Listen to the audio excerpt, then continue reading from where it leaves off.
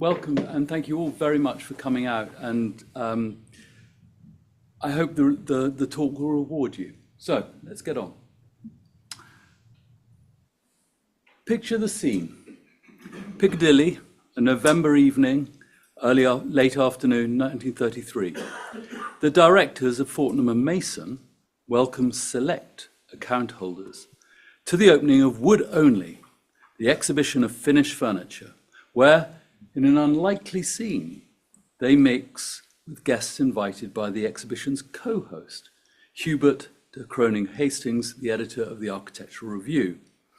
And these guests include the exhibition's designers, unlikely but true, the poet John Betjeman, and the architectural historian John Summerson, although we don't quite know how much work they actually did do, but they are the designers.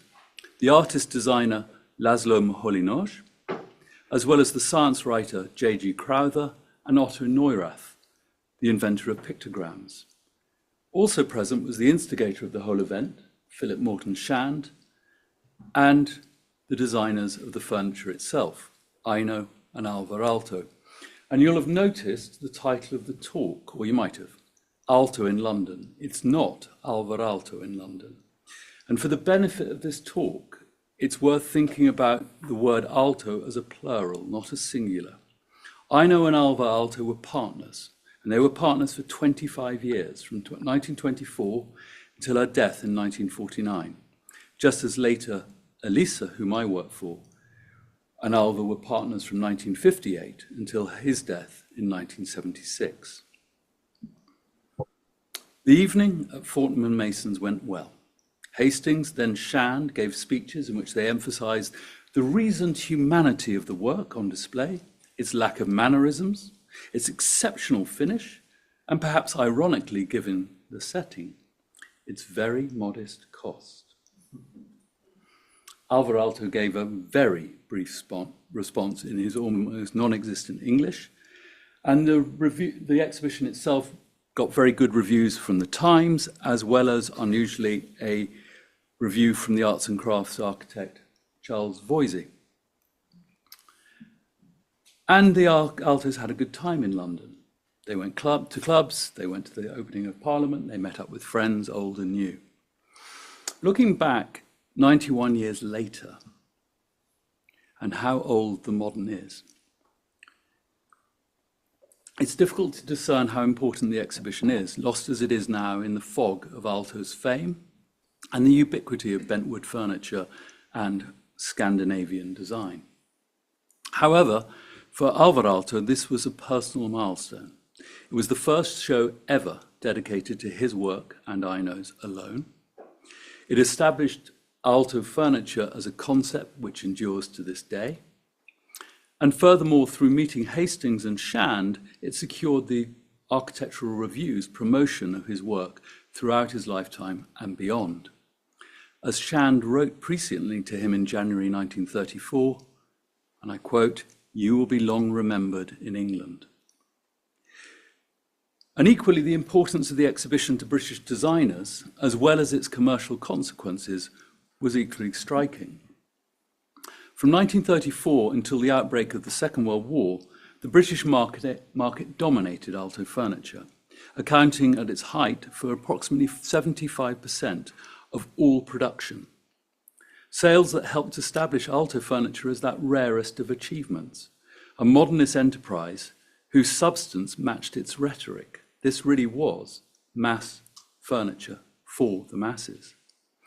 And in this talk, what I'd like to try and do is consider why Aalto furniture was so successful in Britain, particularly in London, and how its consumption illuminates a desire for modern furniture that was inexpensive, elegant, flexible, durable, wooden, modern, not necessarily in that order. And I also want to show how, in the eyes of those who purchased, specified, and used it, these foreign pieces became integral to a vision of a new Britain in the 1930s, a vision that later gave rise to the architecture of the post-war settlement. And if we want a measure of the furniture's immediate impact, here it is. Man Ray was asked in November 1934 to go to the offices of Lund Humphreys and photograph Virginia Woolf. And in a number of the pictures, Woolf leans on a Type 41 Aalto chair. Now, that was presumably selected as an ideal prop for a progressive author, incredibly famous author. And what's remarkable is that the chair had been available in London for about 8 months by this time. So somehow it had become something worth putting into a picture like this. The photo shoot's actually more notorious for the lipstick. It's not lipstick. Virginia Woolf hated having her portrait taken and never wore makeup, but Man Ray insisted on putting a salve on her lips to get a reflection. And it's created this image that's come down to us, which is slightly strange. Anyway, the exhibition at Fortnum Mason was actually set in a train by this exhibition, the Stockholm exhibition of 1930, where Shand went on behalf of the Architectural Review to write about it, and he met the Aaltos there. Like Alvar Aalto, Shand was fluent in German and in French, and while living in Lyon, he had attended the first CIAM conference at La Sarraz in 1928, where he'd also befriended Siegfried Gideon, another friend of the Aaltos and the chair of CIAM. And I'm going to give you a little bit more on Shand. He was a regular writer on modern architecture for the Architectural Review. And by the time of the Stockholm exhibition, he had established himself, and I quote Rainer Banham, as the leading authority on modernism of his day. He was also an active member of organizations promoting modern design, such as the Design and Industries Association, where he worked alongside Wells Coate, Maxwell Fry, and the founder of Isocon, Jack Pritchard. And in 1932, he was a key instigator in the formation of MARS, the Modern Architectural Research Group. And later on, his translation of Gropius's The New Architecture in the Bauhaus was instrumental in Gropius being able to move to Harvard. Shand's talent and conscientiousness as a promoter of modern architecture has been somewhat disguised by his use of pseudonyms. He was also an Epicurean. He wrote largely on food and wine when he wasn't writing about architecture. And forgive the gossip, his private life and his rather famous offspring. All of these things have rather masked his contribution to modern architecture. He achieved something I think is rather splendid. He was denounced as a rake in the London courts in 1932. He was multiply married, and he had 2 remarkable children. First of all, Lady Mary Stirling, designer, architect, and wife of James Stirling, and Lady Elspeth Howe, who was the first chair of the UK Equal Opportunities Commission. So 2 distinguished people. And he also has a rather noticeable granddaughter, the Queen, Camilla. To Shand, the Stockholm, it's true, but surprising. To Shand, yes, particularly to his grandson-in-law, probably. To Shand, the Stockholm exhibition offered a version of functionalism that was not just teleological reaction to industrialism, but was a seemingly natural extension of a progressive social democratic society. And he wrote how, in being cowed neither by theory nor abstraction, the architects of the Stockholm exhibition showed in, I quote, a great effort of courage, the direction of a modern Augustan architecture. Shand identified the Aalto's work as part of this, and seeking to promote it within the wider context of a humanist modernism, he wrote an article on his return on Aalto in the Architectural Review. And from then on, he and Aalto carried on with an intermittent correspondence until, in the winter of 1932, Alvar sent Shand some pictures of bentwood furniture that he and Aino had made together with the master carpenter Otto Korhonen in Turku in the southwest of Finland. And Shand and Alvar then met again in July 1933, when they were on board the SS Patris, which was the venue for CIAM4, the conference embarking from Marseille for Athens. And on the return voyage, Alvar and Shand, pictured on the right, hatched a plan for a London exhibition. And as Alvar wrote to Aino, the English were the most positive part of the Congress and were extremely friendly to me. Now, this lecture is not really, because it would take a very long time, it's not really about the furniture itself, but it does feel it would be remiss not to say a little bit about the furniture, because we need to kind of get to the grips with why it so excited Shand. As I said before, the furniture was made in Turku, the old capital of Finland, where the Aaltos were based, and it involves four key protagonists: Alvar and Aino Aalto, Laszló Moholy-Nagy, and Otto Korhonen. And whilst there's been modernist furniture before, what makes this so unique, in my view, so different, is this connection between designer, theorist, and craftsman. First, the designers. Sorry, I've run ahead. As a student at Helsinki Polytechnic, Aino, then known as Aino Marcio, developed carpentry skills working with a master carpenter, Niilo Vilander, whose workshop was in the same block as flats as she lived in. Alvar Aalto, growing up in the countryside, had become familiar with how you laminated wooden skis. And then as a young architect, he travelled to the Venesta factory in Tallinn in Estonia to see what was then the most advanced bent plywood manufacturing in Europe. And I'll return there in a while. Secondly, the theorist, Moholy-Nagy, whom Alvar Aalto first met at CIAM2 in 1929. And through his teaching at the Bauhaus, Moholy developed a rigorously experimental approach to testing materials according to their own specific nature. And through that interrogation, developing an appropriate artistic response. He set this out in his Bauhausbücher, copies of which he gave to the Aaltos when he spent about a month with them in Finland in 1931. A visit which had a sweeping effect on the Aaltos' opportunistic desire to modernize Finland's abundant timber resource. And then thirdly, the craftsman, the cabinet maker Otto Korhonen, who ran a small factory on the outskirts of Turku. And the importance of this relation cannot be overestimated to the Aaltos, as it's only that moment when they come into contact with Korhonen that their ideas of applying a modern vision, techniques, materials such as glue to wood begin to bear fruit. And they begin to produce this series of experimental reliefs. The measure of Korhonen is that when he died, and he sadly died very young in 1935, the loss of that unique collaboration between designer and maker brought an end, in my view, to what I see as the radical invention of the Aaltos furniture. And after 1935, you get a series of, if you like, variations on a theme, albeit brilliant ones, to be fair, but none of the invention of these earlier ones. So we're dealing with a period of about 5 years. And it's 5 years of using, if you like, the compositional sensibilities they've garnered from Moholy's global technique. And then the Aaltos and Korhonen in a sort of backwards and forwards, producing a series of things to test out materials, test out growth processes, look at the different forms of the formal qualities of wood, and also the potential for lamination with modern glues.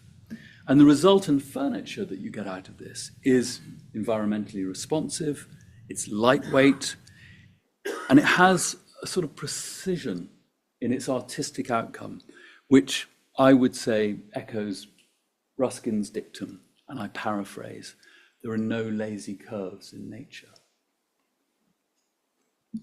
It's springy, it gives to the body, but unlike the cold metal of Bauhaus cantilever chairs, the warm wood embraces the figure.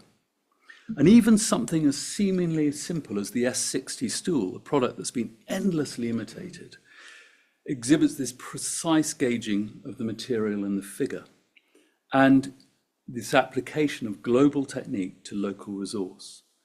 Legs of birch are laminated only at the top, not through the shaft of the leg itself. And that top end is then bent in a jig, glued under pressure to form a jointless strip, which Aalto called the knee joint, with which to attach the leg to the sitting surface, the form preserving the tension of the manufacture. The top's linoleum, warm to the touch, and just has a little give to the user, and its color can be varied. In fact, the original palette is from Fernand Léger, who was one of the Aalto's friends. And that develops into a sort of family of components, a sort of microcosm of the Aalto's architectural approach, which they took from Goethe, who was Aalto's hero, and his concept of an empathetic harmony in which patterns of natural growth are shadowed by human artifice, so that the resultant form relates to both their conditions. And I'm going to read a passage by Alvar Aalto from 1941. Nature is the most remarkable standardization institute of all. Let us take a tree or a plant. We find that every blossom on a spring-flowering fruit tree differs from all the others. If we investigate further, we realize that this difference is not fortuitous. The blossoms face in different directions. They are shaded by different branches, leaves, and adjacent blossom. Each blossom has a different position, a different relationship with the stem, a different orientation, and so on. Back to London. Returning from CIAM4 on the Patras, Shand visited Hastings at the Architectural Review, and from this point on, there was a bit of a scramble to book somewhere for an exhibition, which Hastings pulled some favours, got Fortnum and Mason's. He brought in people who regularly wrote for the magazine, like Betjeman and Summerson, to help. And then Shand, when all that was secured, went about publicising it. He wrote an article in the August 1933 edition of the Architectural Review, as well as articles just before the opening for the AJ and the Listener. And that sort of put the show on the architectural map. Another reason for the success of the show was that there was also quite an appreciation of plywood already in London. And I hesitate to say this because I'm looking at the people from Isocon in the third row there, but here we go, because I'll probably say something wrong. You can correct me. This was largely the work of Jack Pritchard, who was the British agent of the Estonian Venesta Plywood Company, which pioneered new kinds of adhesives and bending, and was coincidentally the same company that Aalto had visited in the early 20s. And Pritchard had studied in France and worked in France, and in September 1930, he commissioned Le Corbusier, Pierre Jeanret, and Charlotte Perriand to design Venesta's trade stand for the Building Trades exhibition at Olympia, the only known Corbusier structure in Britain. And again, a confirmation of the status that plywood already had in Britain. In 1929, he set up the Isocon Design and Architecture Company, whose products included things like what's known as the Isocon stool, which was produced at the Lutamar factory in Tallinn. Only 1.1 kilo in weight. It's made of a single piece of 3mm ply, bent round to form the legs, and then has a cut-out ply sheet held in tension as the seat by a central fixing. Venesta also supplied the plywood and to the furniture maker and designer Gerald Summers, who built directly on Pritchard's expertise with plywood, and following a visit to the Fortnum and Mason exhibition, produced his own sprung plywood chair in early 1934, consisting of 7 3mm sheets of so-called aeroplane ply bonded together to form a monocoque construction, which was then cold molded. And there'll be more of that on Thursday, I think, at the book launch on Gerald Summers. It is a plywood fest in London this December. Relations between these people were close. Pritchard and Shand knew each other through the Design Industry Association, and for a period, Shand's wife, Sybil, worked as Pritchard's secretary. And in 1934, following 10 months of dedicated effort, Shand and Pritchard secured the immigration of Walter Gropius from Germany, who on arrival in London became Isocon's controller of design, living in Isocon's cooperative, Wellscoats designed and Venesta furnished Lawn Road flats. Gropius was in turn followed by Marcel Breuer and other emigres, and the Lawn Road or Isocon flats rapidly became part of what Herbert Reed termed Hampstead's gentle nest of gentle artists. The only glitch in these harmonious relationships followed Isocon's launch of Marcel Breuer's long chair 2 months later in May 1936. Finmar, the suppliers of Aalto furniture, alleged it was plagiarized from Alvar Aalto, an embarrassment as Breuer and his partner FRS York were long-standing acquaintances of the Aaltos, and ironic as Alvar Aalto's own bentwood furniture was based on an acknowledged appreciation of Breuer's earlier bent metal Vasily chairs, which he had in his flat. What to do? In the event, it was concluded that Isocon should obtain a license for the long chair, although, according to a letter from solicitors from 1985 in the Pritchard archive at UEA, it was never signed. So I think they just let the whole thing die.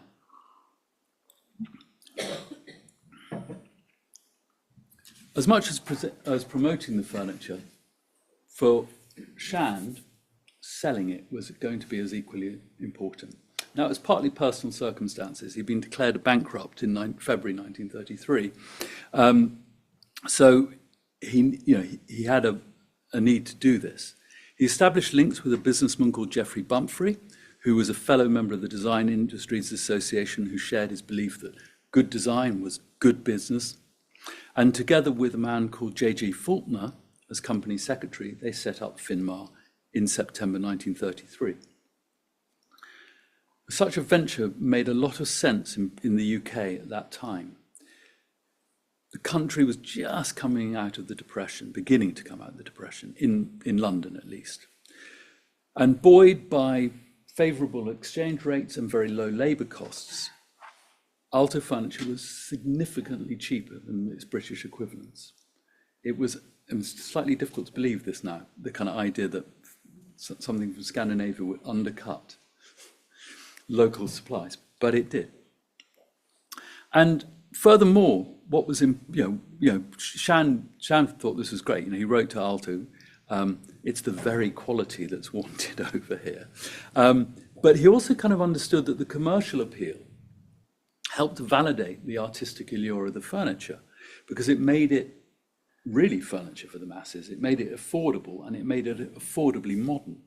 Qualities that Finmar made central to their marketing through their slogan, "Furniture of the future for the home of today," and their very plain, matter-of-fact catalogue. And overall, Finmar's furniture, which they put on market, these are examples, all worth rather more than they were in 1933, possessed a kind of warmth that set it apart from much modernist furniture. It reflected, if you like, the ambience, but not the fustiness of more traditional furniture. It was also critically, as well as cheaper, far lighter, and hence more maneuverable and practical than the new heavyweight metal furniture being produced by some other modernists. Furniture which spoke rhetorically of a brave new world, but was determinedly not at home in this one. To quote Hastings at Fortnum Mason on the opening of the show, when he compared Aalto furniture to that of Corbusier, Mies van der Rohe and others, I quote, "I have seen much modern furniture by great architects, and it was always the same. Expensive because it was modern, modern because it was snob, and snob because it was expensive."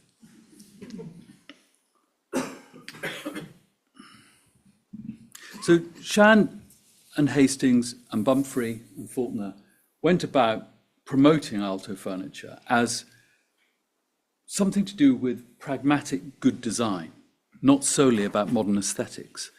To quote Maxwell Fry's use his term, he talked about a taste for well-made things and an economy of means encapsulated by the Georgian tradition. And they directly put a parallel in the articles that Shand wrote with perhaps the most conspicuous contemporary manifestation of this kind of attitude of a taste for things well made, an economy of means, which was the London Underground. And directly paralleled it to Frank Pick's coherent visioning and commissioning of the architecture of Charles Holden, typography of Edward Johnson, textiles of Marion Dawn, and so on and so forth. And to quote Shand, work that provides the citizens of London with a gratuitous education in the outward manifestations of the modern spirit. Now, in a skeptical culture like the UK, that's a far more durable form of modernism than a self-declamatory and revolutionary movement grounded in visual art. We only have to think of Evelyn Waugh's 1928 novel, Decline and Fall, with its caricature of Gropius as the Professor Otto Silenius, as showing the ridicule that such dogmatic approaches attracted in Britain.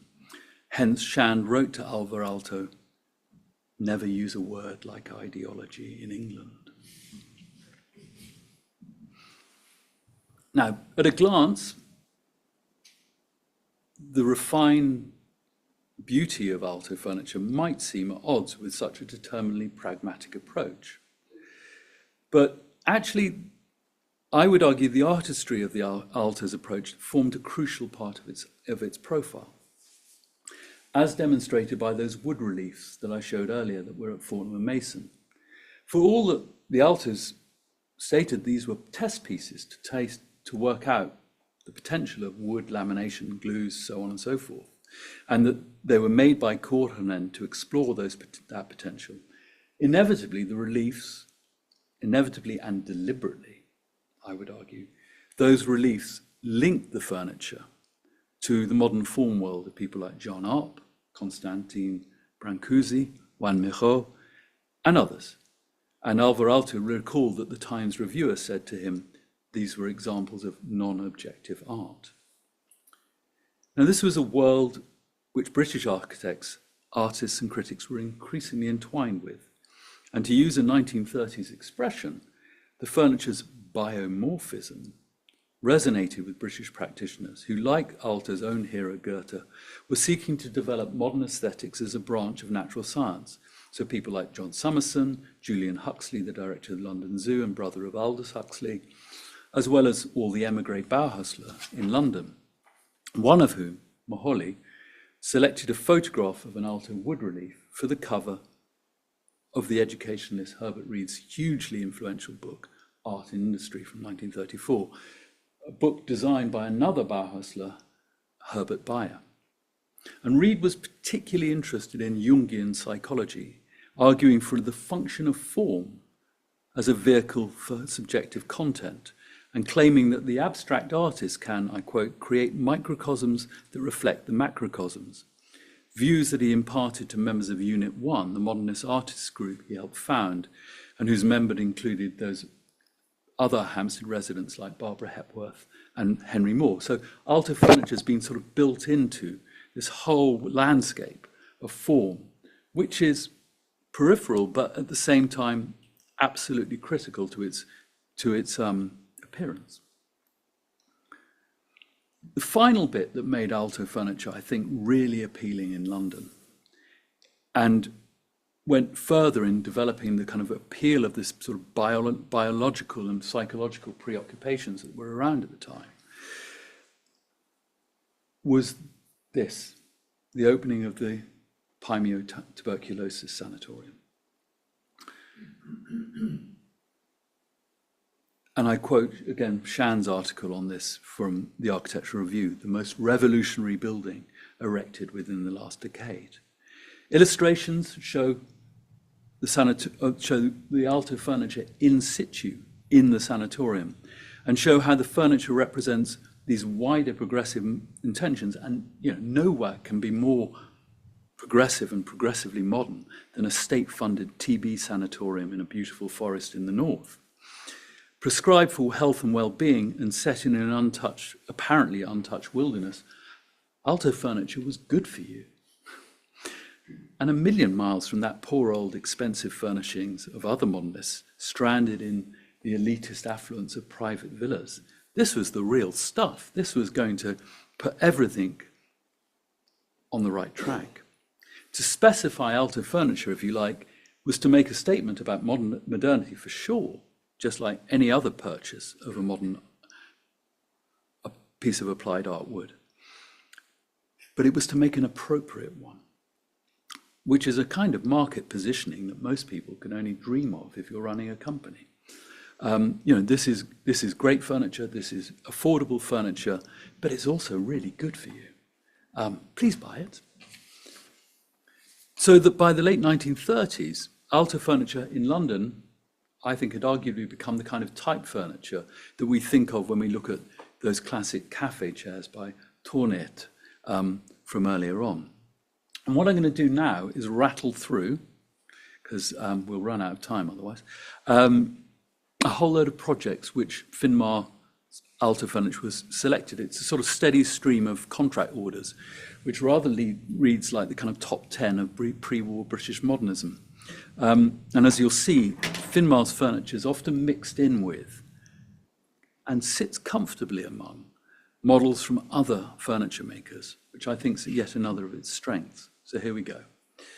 First order, 50 so-called sprung chairs, came from Godfrey Samuel of Tecton for Highpoint.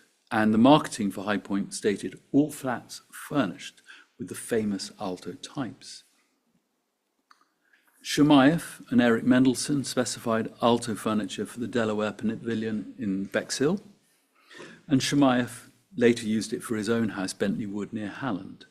Connell, Ward and Lucas furnished their work with it in their houses, as did Patrick Gwynn at the Homewood. Slightly differently, Fry and Gropius specified a variety of the furniture for their rather more austere Impington Village College outside Cambridge, built under the patronage of the educationalist Henry Morris. And Breuer and FRS York specified hundreds of movable furniture for their experimental London theatre studio, which is now the Young Vic, for the theatre director Michael St. Denis. And it wasn't solely a London story. For instance, J.A. Dempster's Kells Colliery up in Cumberland, where they specified Aino's children's furniture for the colliery nursery. And all of those sort of contract purchases formed a virtuous sales circle for Finmar. A circle spun either by word of mouth recommendation within the little coterie of London designers, or through the mediation of architectural journals. And each successive sale made Aalto furniture a more characteristic part of the British design scene and further implanted Finmar's products in the consciousness of contemporary designers. And as here, Finmar would go and arrange the photography of a completed interior with a view to future promotion, and their products repeatedly appeared either in reviews of buildings or in carefully placed advertisements that were placed on the pages and next to the buildings in the architectural magazines. They were really on it. What do you think Russell and Bromley did with all these? This is the Russell and Bromley in Ealing Broadway, and I think that's about 40 Pymeo chairs, and you're thinking, did you put? Please don't say you put them in a skip, but I just think they did. Anyway, to end this bit, perhaps we can see the appeal of Aalto furniture to architects in 30s London most clearly in these two buildings, which are notably different but really important healthcare projects. Projects for which the furniture's unique complementarity of utility and beauty are a perfect fit, and which endowed Aalto furniture with, as I said, an ever keener profile as the furniture of choice, the furniture that does you good. Firstly, this is Owen Williams' Pioneer Health Centre in Peckham, which was built by a volunteer trust as part of a long-term holistic programme of preventative medicine, pursuing, I quote, the physiological condition of an organism living in mutual synthesis with its environment. And Dylan Rainwright's terrific photos sort of place the S60 stools and tables as a kind of emblematic totem in these fantastic night shots. And then the other one, just down the road from here, is Tecton's Finsbury's Health Centre, a building unlike the Pioneer Centre, constructed by a socialist local authority in the midst of one of the worst slums of London, and aimed at curing the immediate ills of the inhabitants, as well as alleviating some of the devastating effects of poverty through educational programs. So two really different concepts of healthcare in the 30s, but both of them finding the right furniture.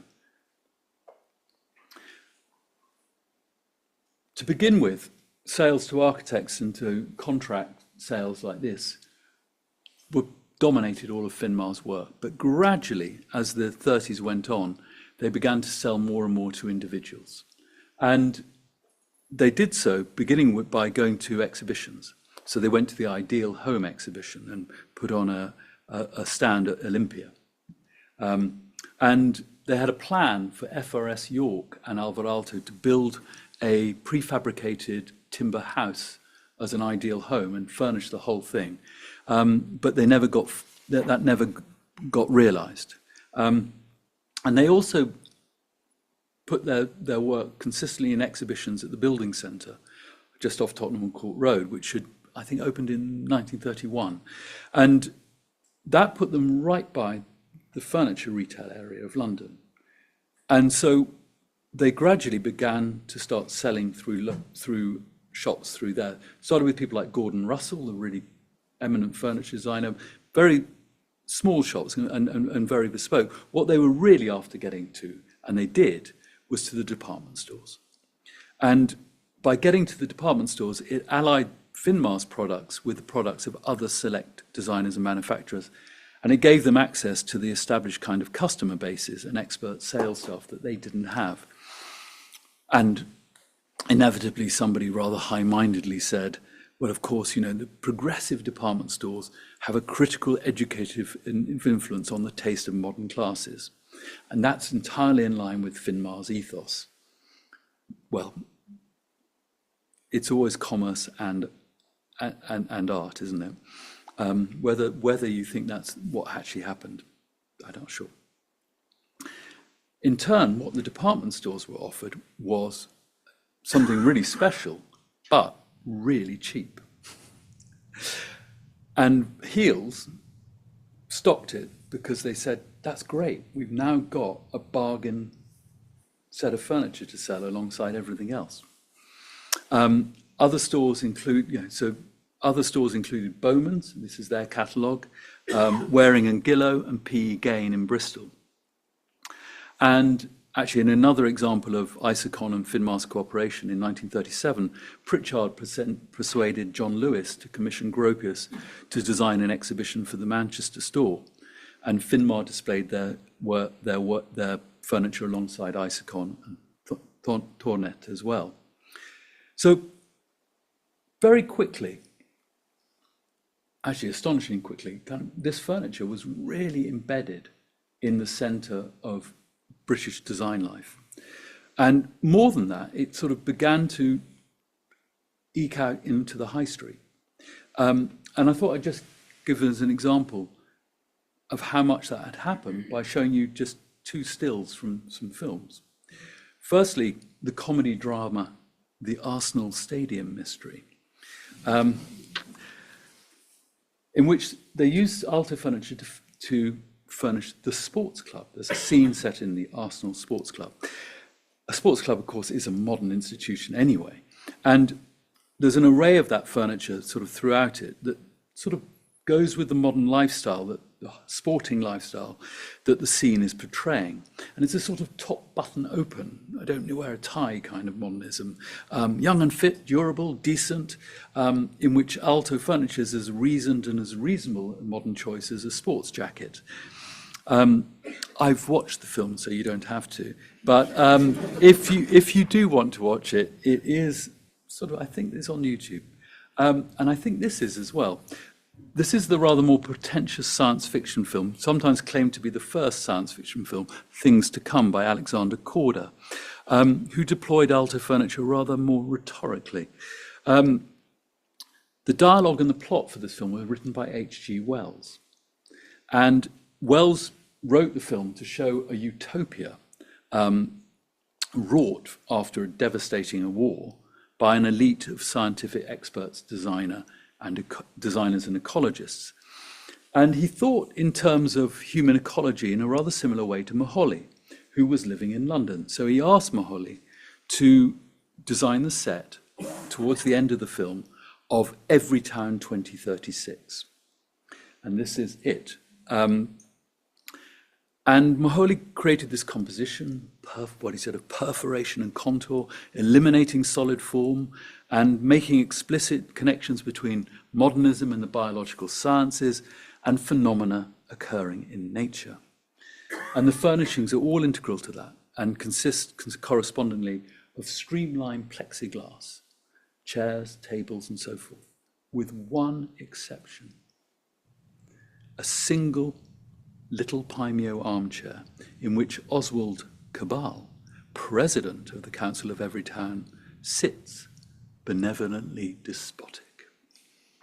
It's the most bizarre thing. Which then takes us to a question. If they were so successful, if they sold so much, what happened to them? And why have they largely been forgotten?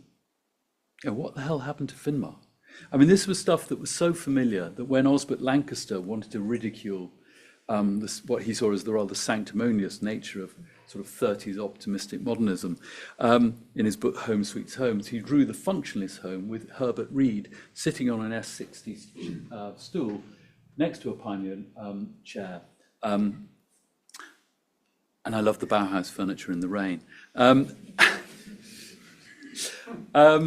it was sort of everywhere. But yes, it was successful, but it was never as successful as it might have been, or perhaps could have been, or perhaps should have been. And the people who ran the company were aware of this, because for all the sales, there were a load of tensions. Tensions between Finmar, between the Aaltos, between the Turku factory. And when I say tensions, it's a sort of polite way of saying confusion, frustration, fury, blithe deception, lies. And again, not necessarily in that order. And the reasons for these are myriad. First of all, some self-evident. There was no chain of command between the three locations of the factory in Turku, London, and Helsinki, where the Aaltos had moved their office. Others were ridiculous. Finmar used to send orders in English to Korhonen's Turku factory, but no one could read the language. And then throughout, there was a confusion about motives. Shand and the others at Finmar were making a living out of Finmar. This was bread and butter. This stuff really mattered to them. The Aaltos, in contrast, were delighted to be honoured with a one-person show, and they were really delighted to have a market for the furniture, but they didn't want to be involved at all in running a business that was supplying furniture from Finland to England. And gradually, relationships between the two began to fray. And the company secretary, J.J. Faulkner, who was responsible for running Finmar on a day-to-day basis, would just send letter after letter about overdue orders, unfulfilled contracts, persistent problems with the quality of the furniture, because these are largely experimental, and what were modern glues then quite often didn't work as well as they might have. There was damage in transfer and so on and so forth. And he'd write these letters off, no one. And then Bumfrey would write to Alvar Aalto and say, oh, it's really serious, and he wouldn't reply either. And then by 1935, actually, Finmar had quite serious debts because they had so many unfulfilled orders. And they kept on sending repeated invitations to Alvar Aalto to come to London to sort things out. And he always promised to, and he never came because he was always ill, of course. And Finmar then adopted, this is quite nice, they thought, right, we'll write to Aino, and she'll reply. But she didn't. And so then Shand said to Sybil, his wife, okay, you write to her, I quote, woman to woman. At which point Aino replied saying, yes, no, sorry, he's ill. And then in summer 35, Shand went to Brussels to cover the World's Fair there. And he met a man called Niels Gustav Hall, up top right, who was in charge of the Finnish pavilion. Now, Hall had been on that ship, the SS Patris, as the other half of the Finnish delegation with Aalto. And he and Shand had become very good friends and kept up. Shand wrote for an architectural journal that Hall edited called Domus. And when they were in Brussels talking, Shand told Hall about the problems they were having. And he said, could you at least get Alvar Aalto to employ a secretary? Just a secretary to take care of the correspondence. And could you please get him to London? So Hall went back and he duly spoke to Aalto, and predictably neither the secretary or the visit materialized. And Faulkner, poor old Faulkner, carried on his berating correspondence even while laid up in a Dutch sanatorium because of stress. Poor man. And he wrote, we could sell 10 times the Aalto furniture, but no one wants to stock it because the supplies are so unreliable and the workmanship is so poor. He was sort of, beside himself. But in August of that year, Shand went to Finland together with Jack Pritchard. And they met with Alvar Aalto and it secured a genuine, as it turned out, promise to come to London at the end of October, which takes us to the point of really why Finmar's being forgotten. It was emasculated by the creation of Artek. And this is how it happened. Shand's conversation with Hall in Brussels didn't have any immediate consequences, but it had a long-term one. When he got back to Helsinki, Hall suggested to his friend Maire Gullikson that she and her husband, Harry, form an organization together with Hall and the Aaltos to promote and sell progressive art and design.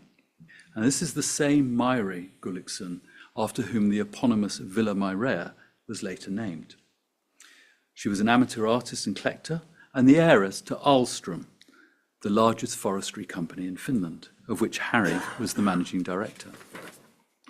And backed by the Gulliksons' wealth and patronage, Aino and Alvar Aalto, Maire Gullikson and Niels Gustav Hall founded Artek, Art plus Technique, as both a promoter and retailer of modern design and art on October the 15th, 1935. Evidently, they had an eye on the calendar because Alvar Aalto was due in London 10 days later. Finmar knew nothing of this when Aalto arrived. They believed his visit was simply to sort out some problems. And he did this. After all, the immediate motive of the Aaltos for setting up Artek was to put in place a reliable manufacturer and organisation to supply Finmar. It's what was added to this that changed everything. The establishment of a new hierarchical network, which you can see in the map on the right, in which Finmar would be but one part of Artek's global network of foreign sales points. Any sense of a shared mission was now redundant. And during the following week, Alvar Aalto negotiated a monopoly on Artek supplying Finmar, power of attorney on behalf of Artek's founders, along with a new price structure and a promise of increased production. Evidently, as Alvar described in a series of letters home to Aino, the bargaining was somewhat tricky. Shand, he wrote, was friendly but silly, with London nerves, and everything was a problem with him, most of all himself. Finmar were, I quote, stupid pigs and mean bastards, although he was able to do business with Bumfrey. In the midst of all this, Alvar Aalto sought out the calming company of his friend Moholy, as well as Gropius, who was, of course, a friend of Shand's, and cautioned him, the English cannot be hurried. It's in there. It's the one bit you might be able to read in the German amongst the Finnish. At the end of the trip, Aalto bragged he'd got what he wanted, the monopoly, higher prices, and a full year's orders. As his biographer Joran Schilt said, he was no saint, not even a Boy Scout. He was a person who manoeuvred with considerable shrewdness in a complicated world. And on paper, Artek's more professional organisation promised to solve Finmar's problems. There was now a straightforward chain of command with Aino Aalto and Hall in charge. Neither the Turku factory nor Alvar Aalto involved in any of the day-to-day operations. The former was now simply the manufacturer, and the latter was free to indulge what Hall called his bohemian direction. And little changed to begin with, as you might see by the way the catalogues just flipped from English to Finnish. Just like Finmar, Artek found, though, juggling artistic ideals with business was not as easy as they supposed, and that despite apparently having the upper hand, its relationship with Finmar was actually a double bind. On the one hand, Aino, Aalto and Hall's time was taken up dealing with Finmar's unceasing demand for reliable supplies, with Hall declaring Faulkner public enemy number one and writing to Bumfrey asking about his mental state. And on the other hand, as Hall informed Mary Gullickson, Artek was reliant on Finmar's, and I quote, huge sales and five-figured checks. Indeed, it was income from Finmar which partly underwrote Aalto's practice during the Depression and the building of their house in Helsinki. But what made it work was largely probably down to Hall and Shand's friendship. And when Shand arrived in Finland in April 1936 again to lecture at the Finnish Association of Architects, Hall brought a now more conciliatory Alvar Aalto to meet him off the boat and show him around Artek's new premises and the revamped factory. And as production steadily grew through 1936, an increasingly buoyant British building industry supported larger contract sales, and a middle-class market at the department stores grew and grew. Finmar began to flourish, a confidence reflected in their new logo designed by Herbert. Sadly, Shand never got his just rewards, though, because just at this moment of peak production and profit, because of his worsening financial problems, he had to sell his shares right at the peak, a really sad ending. So that takes us more or less to the war, and I'll go relatively quickly from here, just a little bit, couple of pages. So everything was booming, and the war came. And all supplies, production, sales stopped. And in 1940, Finmar, who had premises down in Pimlico, received a direct hit in the German bombing. And along with all records and correspondence, their building was totally destroyed. Rather aptly, Powell and Moyer's Churchill Gardens is now on the site of where their offices were. And then contact began again between Finland and England in 1945, when Bumfrey wrote to Alvar Aalto, and I quote, "In the hope that I find both you and your wife safe and well after these terrible years," and offering his condolences on the death of Hall, who had been killed in the war. Aalto in turn wrote rather affectionately to Shand, and from then on the pair rekindled their friendship until Shand's death in 1960. Renewing business relationships was rather more difficult because of restrictions on the import of furniture and sending money abroad from Britain, but also because of Finland's technical status as an enemy power. So to get round this, Bumfrey first of all had a go at getting the patent rights from Finland to build the furniture in England. And when that didn't happen, he simply sold the company to the Danish businessman Paul Ernst Stenman. And Stenman took the name, opened a shop on Sloane Street here, designed by James Cubitt. But instead of renewing ties with Artek, he imported largely Danish furniture.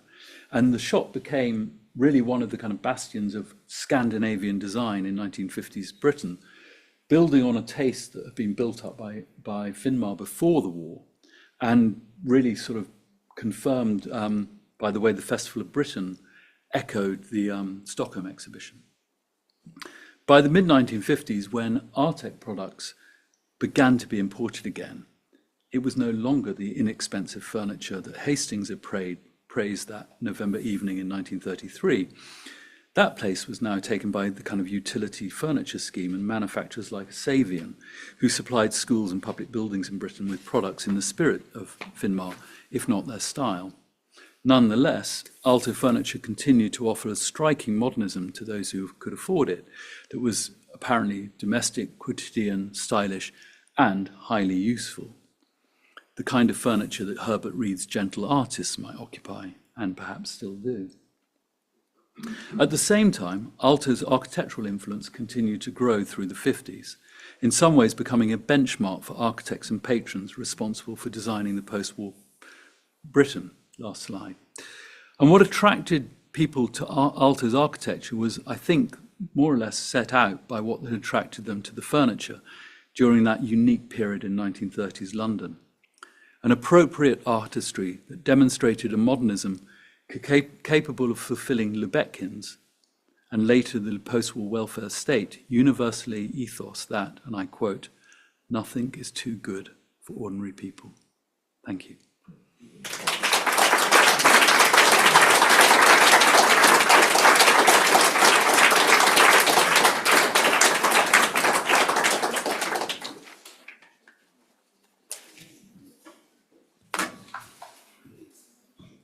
Hi, is this working?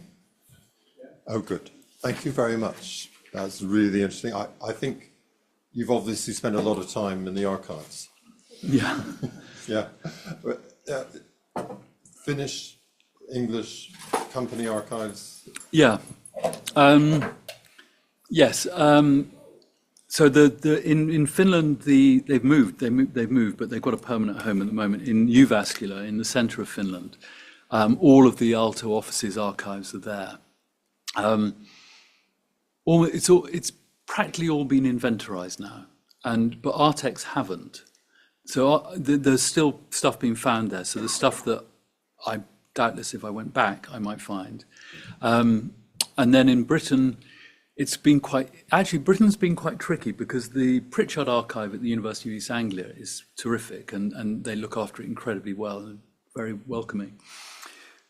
Everything that Finmar had was destroyed. There is nothing left from Finmar. Everything from the Architectural Review, sadly, when Robert Maxwell, remember him, bought EMAP, who were the publishers of the AJ and the AR, he threw out all of the stuff from Queen Anne's Gate when they moved offices, and so it ended up in a skip, we think. I actually talked to Mary Sterling, if they had anything, because of her connection to Shand. They don't, but there is a Shand archive at the University of Dundee, and that's got some interesting material. And the other place that hasn't got anything is Fortnum Mason, because they were also, their depository was bombed in the war as well and totally destroyed. So there's a kind of dearth of information. The one person someone told me might have it, and if any of you know this person, is Betjeman's daughter. Betjeman's family apparently might have some stuff, but they live in an estate outside Bath apparently, and they don't welcome visitors. That's what I've heard. But it might be your best friend, so I apologise if I've upset you. And they might be here, but yeah, it's been fun because it's and yeah, I mean there's stuff around. Thank you. Any other questions from the floor? Oh, hi, it was incredibly interesting to hear this lecture. Thank you. Thank you. One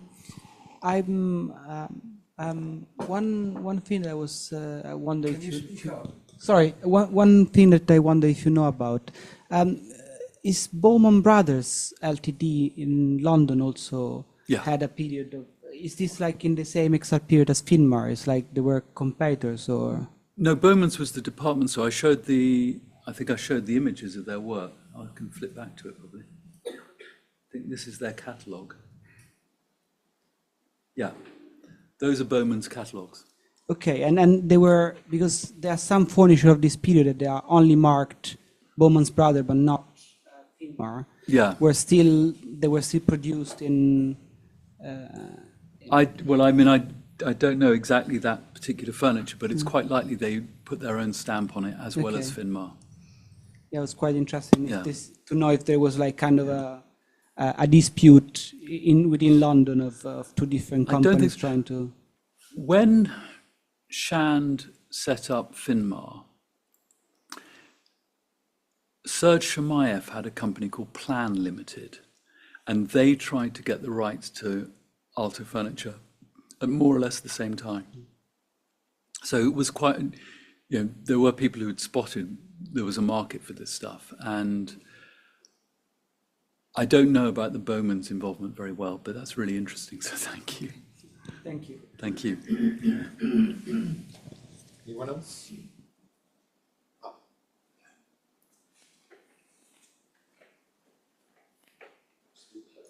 Thank you very much. Thank you. That was a really fascinating talk. And one thing I'm wondering is whether you've looked, whether there is an archive for Roundtree's Furniture, who are based in York and Scarborough. They had furniture stores. And I think they sold Aalto furniture.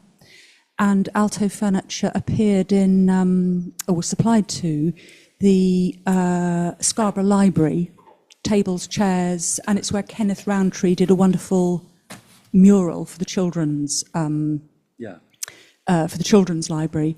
And I don't know if Roundtrees have got an archive or not. Maybe someone in the room knows that. But they were quite a significant furniture showroom and supplier in, That's really interesting. in Thank Yorkshire. You. Yeah. Yeah, thank you. Thank you.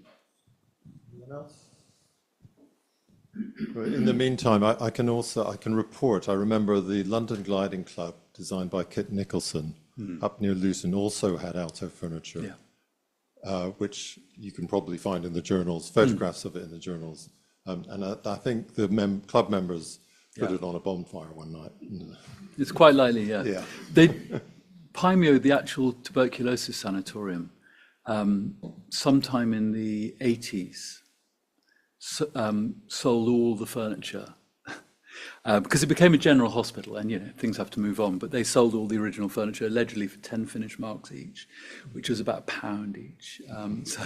So somewhere in the sort of that neck of the woods, there are people sitting in really beautiful, in original bits of furniture, and hopefully they're just enjoying it rather than thinking it's worth a lot of money. But a small question: did Shand or Hastings ever try and promote him to work as an architect in England, apart from outside of furniture? No, other than the plan, and there was quite a lot of correspondence about it, that FRS York and Aalto would design this, do this house for the Ideal Home exhibition, which was going to be prefabricated timber. That's the only instance of it. But there was no attempt to commissioning Aalto, no. Not that I know of, anyway. Not that it was all comfortable. And we've got my father-in-law, Paul Birkenhoward. Yeah. We've got quite a lot of Aalto furniture, which we just look at because it's just too uncomfortable to sit on. Those beautiful armchairs, you just sort of slide forward and you know, they're not comfortable at all. And I was going to say also that my father-in-law also bought what sort of took over from this after the war, which was campus furniture. Has anybody got that? They were the people who did university armchairs and tables and sofas and beds. Yeah. Rather in the same Yeah. sort of vein. Like a saviour. And very strong. I mean, they just go on forever and ever. As do the Aalto tables and stools and everything. And you used to be able to go to Artek, and I did this, and buy just the legs for things. You still can. Can you still do Yeah, it? you can still buy the Because legs. we've got a lovely big Aalto table, which we made from a door with Aalto legs. Yeah, no, that's still possible. Yeah. It's owned by Vitra now, Aalto, so it's become a brand in the way things do. And yes, it's quite different now. I think they should do a budget range. Hi. Fascinating talk. I'm married to a Norwegian, and she has a lot of Swedish cousins, and they have Finnish wives and stuff, so quite familiar with the scene. But I was quite shocked, and I hadn't fully appreciated that Finland was on the wrong side of the war, in so much as they'd sided with Germany. And the economy, you know, the reparations really impoverished post-war Finland. Yeah. How did the furniture feature? Was it affordable in Finland? Was it everywhere in Finland? Did it become people's furniture? You know, we see it in a different light.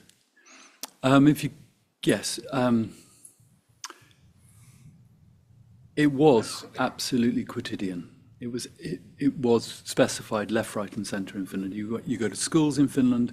It's like utility furniture in the UK. It furnished it lots and lots. They weren't unique. There were other Finnish furniture companies like Asko, quite well-known furniture companies, very nice designs, and they would also do it. But the partly because until the war reparations were paid off, they had a absolute ban on any imports. So, and they wanted to support the timber industry and the furniture manufacturing, of course. So this obviously wasn't about Finland, but yes, Aalto furniture really was affordable in Finland until probably the 80s. It began to become more of a kind of consumer good and become a bit more expensive, but it was reasonably priced. It wasn't off the map the way it is now, and that's it's not that recent, but it's certainly the last generation that it's got like that. But the Finns and the Soviets had a trade deal, which meant that their trade always had to be in balance, which is why in 1990 the Finnish economy went off a cliff, because there was just nothing to trade with and come back. But it meant that there was always also a market for that, but they didn't really export it to the Soviet Union. It's a fascinating era, or a fascinating aspect of the country's history. Thank you. It's a follow-up from this lady's observation, which is kind of late in the lecture, which is about sitting. And I think of furniture much to do with sitting. And it's not so much a question. It might be a bit rambling, but I'm trying to put some things together. Sorry.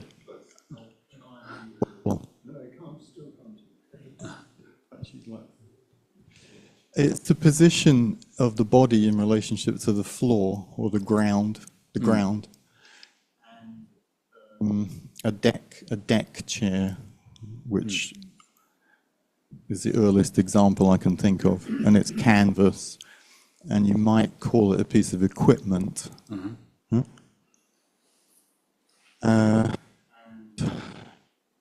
Images I can think of, closest furniture in the house,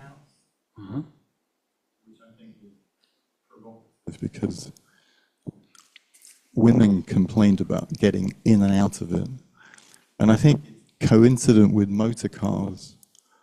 And there's an image I think of Delaunay in kind of matching dress and car. I think sort of promoting feminism. So I haven't really got to a question, but it's more to do with what was in the air at the time. Okay. Well, it's a semicolon. Fair enough. Sorry. I like a semicolon. And alongside that, which is completely different, Eileen Gray's Transact, which doesn't have ideology behind it. Okay. And there's something interesting in the way that I've heard what you've said, which may not have been all that you said, but what I've chosen to hear was about the marketability and the Queen's grandfather's ear for that, and I'm being slightly sceptical. And also having a relationship with Nordic countries in Scandinavia, Copenhagen and Stockholm, that it's not a big deal. And there's a feeling here still that modernism hasn't really reached this place, and it's the idea of modernism. The place where that stuff came from was a modern liberal social democracy, I think, and Finland was absolutely not a modern liberal. Well, if I say Scandinavia, no, until the Second World War, you are really talking about something markedly different. If I talk about Scandinavia, okay, it promotes architecture as a social art, which I think is central to that. Now I can group Nordic countries with Scandinavia. where it's practiced as a social art, which I don't think it is here. So my rambling question is now that it still seems to be very stylish, but having sat on Wener's chairs at dinner and various other good-looking furniture, as much as the company's good, after 3 hours, my derriere is really suffering, and this brick furniture is actually more comfortable. So it's more like a conversation, if you would like. Okay. Well, okay, two things, because probably people want to drink.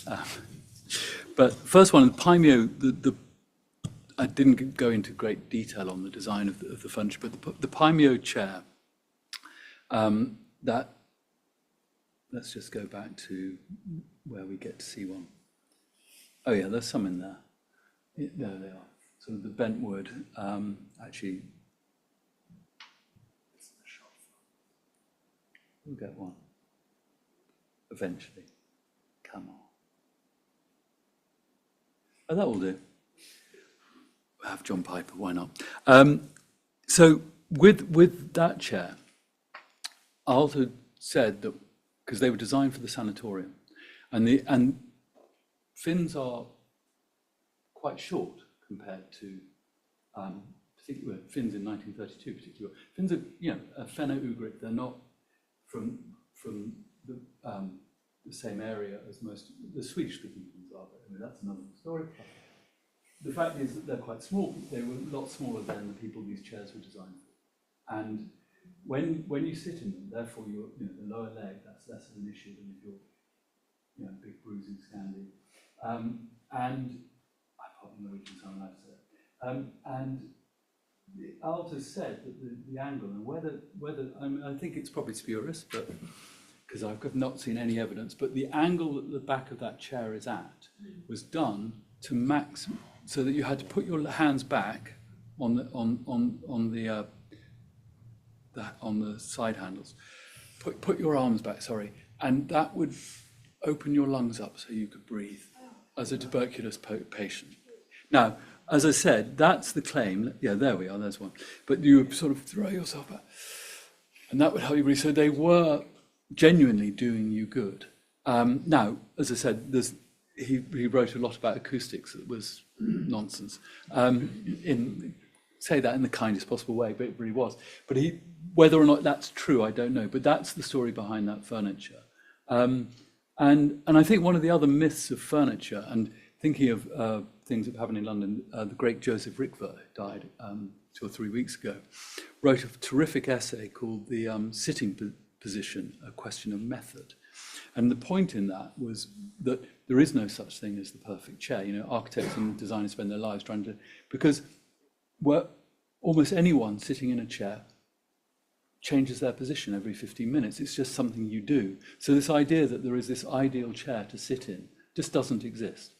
You're always moving around and you're always doing around, which is why modern office chairs, although they're not terribly snazzy looking perhaps often, they're terribly flexible and they accommodate that movement. That's what they're all about. So I think the question of the sitting position is a really interesting one.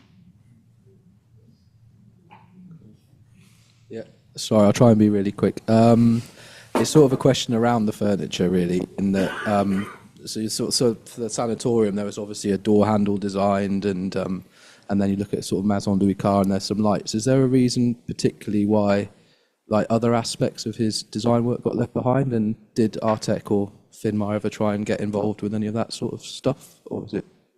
When you say left behind, sorry. Well, as in, I'm assuming Artek didn't stock door handles and lighting fixtures and stuff like that, or did they? Yes, they do. Yes, they do actually sell door handles. Not the ones from Paimio. They are sort of site-specific, and they weren't reproduced. They were designed so you didn't snag your dressing gown pocket going in and out of rooms. But Artek now sell some of the Aalto's door handles, and they also sell the lamps, and the lamps are absolutely terrific. And interesting because after the war, Aalto learned a lot from Paul Henningsen, who did the PH, the the spun aluminium lamps. And he worked after the war very much as he worked with Korhonen on furniture before the war. So Korhonen, between 30 and 35, they're making that furniture together. After the war, he worked with two metalsmiths who ran lamp-making studios. And the second one was a guy called Viljo Hirvonen. And Hirvonen was an amazing guy. I actually met him when he was a very old man. And he would come into the Aalto office when they were doing buildings, and they would sketch, you would give a sketch to him, of what you wanted the lamp to be. He would go away and make it, come back with the prototype, literally one-to-one, put it on the table, and people would say, yeah, no, we'll change that, do that. So that kind of very backwards and forwards with craftspeople. And that was a real feature of Aalto's life. So sorry, long answer, but the fact is, if you go there, Artek make some of the lamps designed for the buildings. And, because it's a business, they stop making some, then introduce some others and so on and so forth. But they are there. Thank you. And some of the textiles as well. I could add, as a former Artek dealer, I'd asked about the door handles, why they don't sell them, because I would have loved to sell them. And they said they cannot do it, because if you put a door handle on a building, it becomes an Alvar Aalto building, and you claim it to be an Aalto building. And therefore, they would not, the Aalto Foundation wouldn't allow them to be reproduced. They can only be put on proper buildings designed by Aalto, which makes sense, I guess. But you can buy them secondhand and stick them on your own building if you want to. They also have a real problem with, the door handle they have sold is a very modest one. It's a bit like selling one of, I say modest, but it's like Norman Foster produces door handles as a series. They're not site specific, and you may know, anyone's been to Finland or Aalto buildings elsewhere, these beautiful bronze handles which stack, designed actually by a woman called Lena Kristina Aaltonen in the office. And those are, they're fabulous, bronze cast by Wärtsilä, and they get stolen. And so it's really sad. So they used to just be screwed on, and people kind of nowadays finding that people are just unscrewing them off buildings and whisking them away. So yeah,